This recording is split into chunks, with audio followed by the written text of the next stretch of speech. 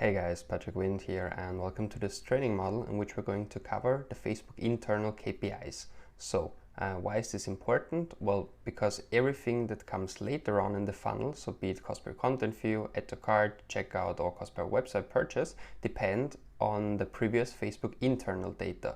So how much did it cost per mil? How much did it cost to reach 1,000 impressions? What were the click-through rates that we got? And then in combination of those two variables, what was the cost per click? And then also the cost per landing page view, which is basically just the cost per click, and then reduced by people who do not load the page or link clicks that the Facebook pixel doesn't measure. Okay, maybe they have an ad blocker activated, but basically those four KPIs, well, these three are Facebook internal KPIs.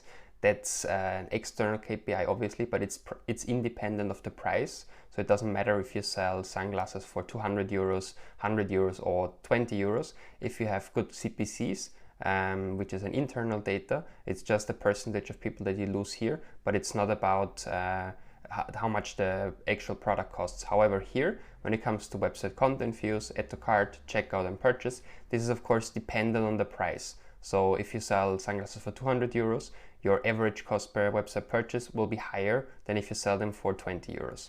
So, but what matters to us right now is basically how can we see if those benchmarks we have on the internal side actually are good or bad. For example, here, CPM, €2.70, okay?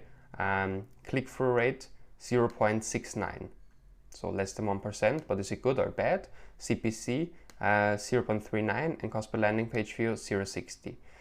So, what should we do with all of this?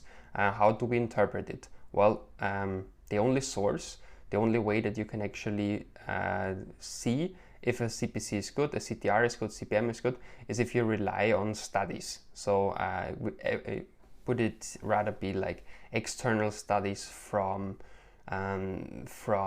agencies or from market research institutes, or internal studies from Facebook itself? Okay, but one of my favorite sources for that is basically at Espresso. Okay, every year they post this Facebook ads cost benchmarks, and now in 2018 we of course have to rely on the 2017 benchmarks, but they're actually pretty good. And what we see here is that of course the CPC of 0.39, it depends if it's good or not. Okay, and the question is now, on what does it depend? Because there are several things that we could have in consideration. First thing is country.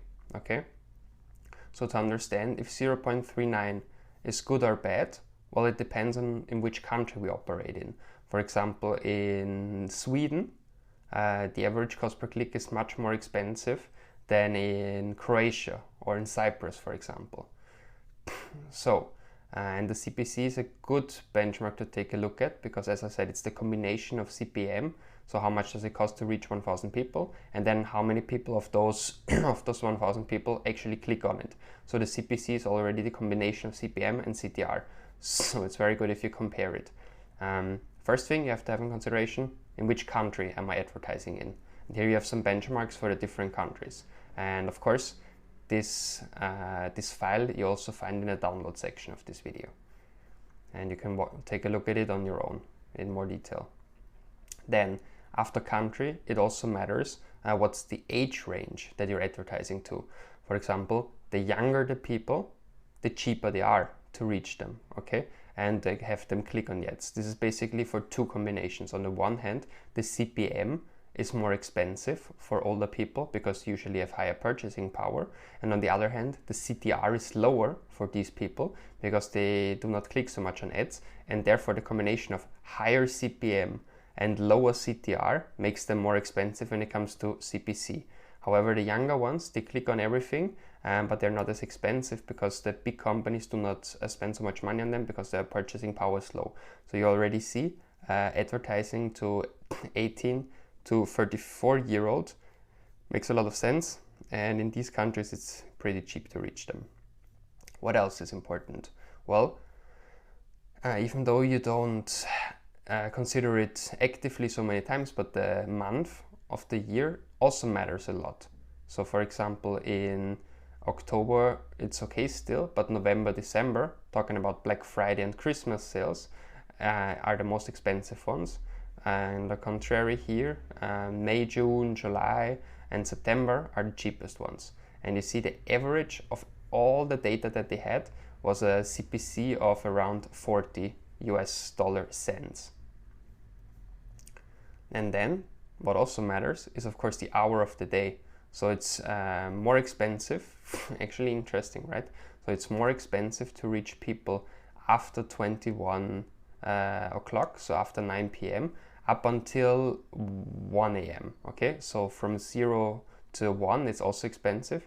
Then of course during the early hours of the night, so 2 a.m., 3 a.m., 4 a.m. it's the cheapest because nobody's active. And then you have another peak here around lunchtime or before lunchtime, which is basically one of the micro moments. So micro moments, once again, are before people go to work, before and after they have lunch, and when they come home after work. Those are the 3 micro moments. So on the way to work, before work, then before and after lunch, and then when they come home. So this is actually pretty late. So already from usually from 8 o'clock on it's pretty good, but here it says it's the most expensive from 9 o'clock on. And then what is of course also an important aspect that you have in mind when it comes to CPC benchmarks is gender. So female on average cost more than men to reach them. Here you see in each quarter, so it's quarter 1, quarter 2, 3, 4. In each quarter, they were more expensive than men. So it could rather be that the CPM is higher because female usually purchase more online. They like shopping and much more than men, for example, or the CTR is lower. So this could be both reasons, but I think it's rather because their purchase behavior online is more developed. So they purchase more on e-commerce stores. And then also an interesting one is here the day of the week. So when is it the most expensive? On Monday, Tuesday, Wednesday, Thursday, or Friday, Saturday, or Sunday. And we see that here there is no 100% clear pattern. It changed a little bit between the first quarter and the last quarter. In the first quarter, actually Sunday was the most expensive, but then over the course of the year, in the fourth quarter, actually Sunday was the cheapest one. So it really depends. Depends on your own data. Here I would strongly recommend to take a look at your Google Analytics and figure out which is your best day of the week where you get the most conversions. And then I think the last of the categories that they separate to is by campaign objective. And of course, if you optimize for link clicks, the cost per click is the lowest because it will bring you a lot of clicky people. But then also interesting, already conversions is the second best one. So that's good for us because we most of the time optimize for conversions. And then for example, if you optimize on impressions and reach, nobody clicks on the ad because that's not what you're aiming for. But if you're optimized on clicks or conversions, that's where you get the lowest CPCs.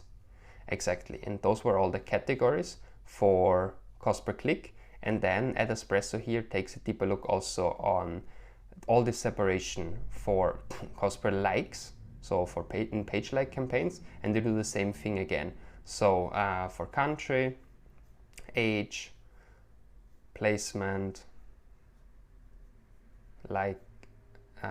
month, day of the week, male versus female, hour, and they do the same also for app installs. So if you're running app install campaigns, that's also interesting for you.